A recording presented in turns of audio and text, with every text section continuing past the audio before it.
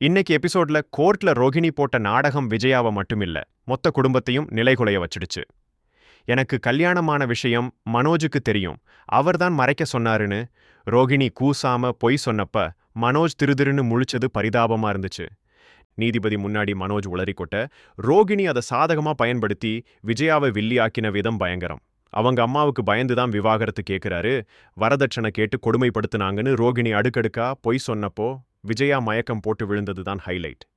வீட்டுக்கு வந்ததும் விஜயா மனோஜை வெளுத்துவாங்க. ஸ்ருதி கொடுத்த ஐடியாவால மனோஜ் ரோகிணிக்கு ஃபோன் போட்டு உண்மையை வரவழைக்க பார்த்தான். ஆனா உஷாரான ரோகிணி ஃபோன்லையும் அதே பொய்யை சொல்லி விஜயாவை கடுப்பேத்தி செருப்பால அடிக்கிற அளவுக்கு கொண்டு போயிட்டா.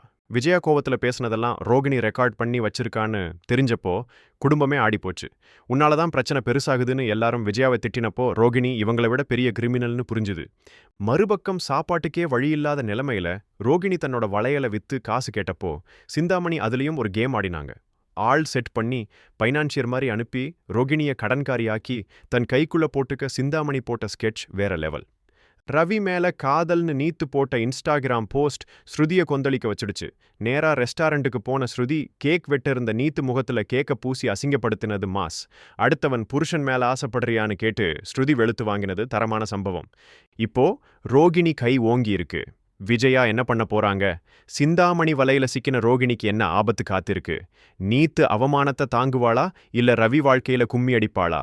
அடுத்து என்ன நடக்கும்னு தெரிஞ்சுக்க ஆர்வமா இருந்தா கமெண்ட்ல சொல்லுங்க.